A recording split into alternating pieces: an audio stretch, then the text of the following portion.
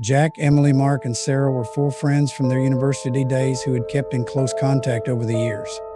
Every year they chose a remote location for an adventure, and this year's destination was Black Mountain in Maine, a snowy peak known for its treacherous terrain and sparse human presence. "This will be our best adventure yet," Jack exclaimed with excitement. He was the initiator of this hiking trip and the only one with prior experience in such expeditions. Emily, Mark, and Sarah were all looking forward to the trip. Although they knew little about the mountain's conditions, the unknown only fueled their excitement.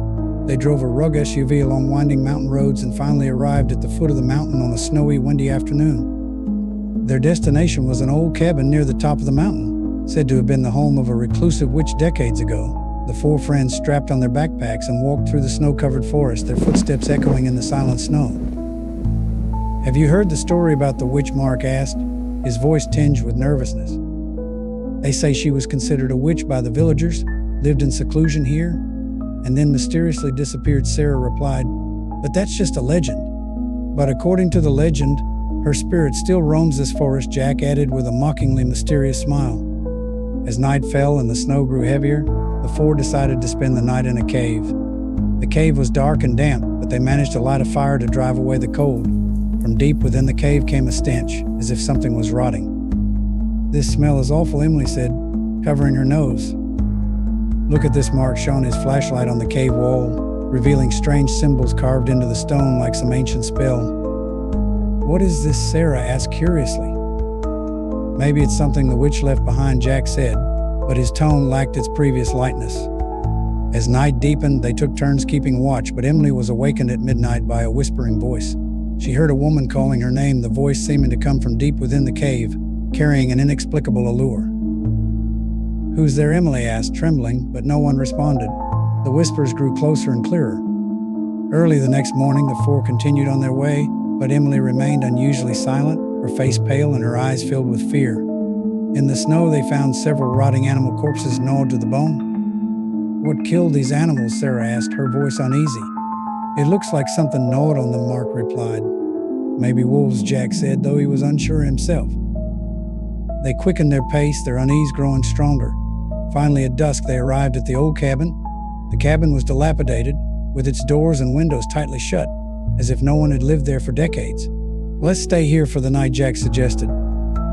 They pushed open the rickety door and stepped into the dimly lit cabin. The interior was covered in dust and cobwebs, but it was surprisingly dry. In a corner, they found some old books and miscellaneous items, along with a human-shaped skeleton that appeared to have decayed long ago. "Oh my God," Sarah screamed, covering her mouth. "It looks like a person," Mark said quietly. Jack examined the skeleton and found an old, tattered diary filled with hasty notes and symbols.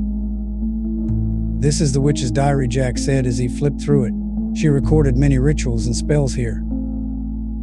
As they were engrossed in the diary, Emily suddenly screamed, pointing outside the window.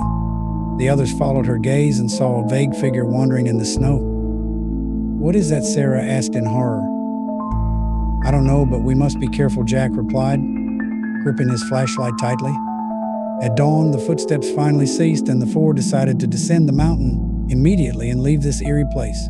Snow continued to fall, covering everything, but they didn't dare to stop.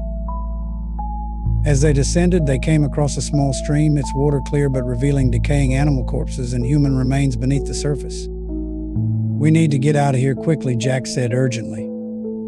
They followed the stream, but suddenly a giant creature leaped out of the woods. It looked like a massive wolf, its eyes glowing red and blood dripping from its mouth. "Run," Jack shouted. The four of them ran for their lives, but Mark was tackled to the ground by the creature, his screams echoing through the forest. "Mark," Emily screamed, but Jack grabbed her arm. "We can't stop," Jack yelled. They ran desperately and finally escaped the forest before nightfall, reaching their car at the foot of the mountain. Jack quickly started the engine, and the car sped away from that eerie place. Back in town, Emily, Sarah, and Jack immediately reported the incident to the police. The police searched the mountain for days but found nothing. Mark had disappeared, with no trace of him to be found. Months later, Emily moved away from the town, unable to forget the horror of that night. Jack and Sarah tried to resume their lives, but they knew that experience would haunt them forever. A few years later, Emily received an anonymous letter one day. The letter contained only a few lines: "They are watching us. We can never escape." Emily felt a chill run down her spine, knowing those terrifying memories would haunt her forever. Jack and Sarah also received similar letters. They decided to reconnect and try to uncover the truth. But the day before they were to reunite, Sarah was found dead in her home, her eyes gouged out, her death horrifying. Jack was devastated. He knew some secrets were never meant to be uncovered, and the whispers and footsteps would never cease.